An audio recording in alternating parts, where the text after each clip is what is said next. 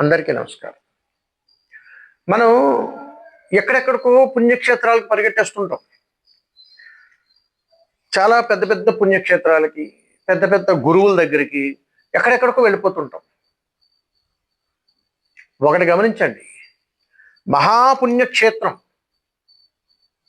తల్లి గర్భస్థానం. అందుకని ఎప్పుడైనా సరే నువ్వు ఎన్ని పుణ్యక్షేత్రాలు తిరిగినా కానీ, ఎన్ని పొర్లు దండాలు పెట్టినా కానీ, ఎన్ని మొక్కులు తీర్చుకున్నా కానీ రాని పుణ్యం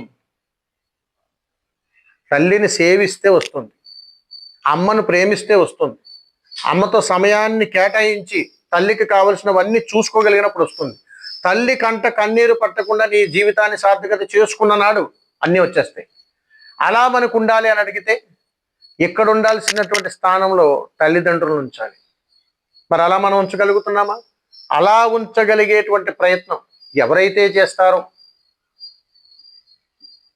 ఏ జీవుడైతే ఆ సంకల్పంతో ముందుకు వస్తారో వారికి మాత్రమే ఆ యోగ్యత ఉంటుంది. అందుకని పుణ్యక్షేత్రాలన్నీ మనం వెళ్ళిపోతామండి.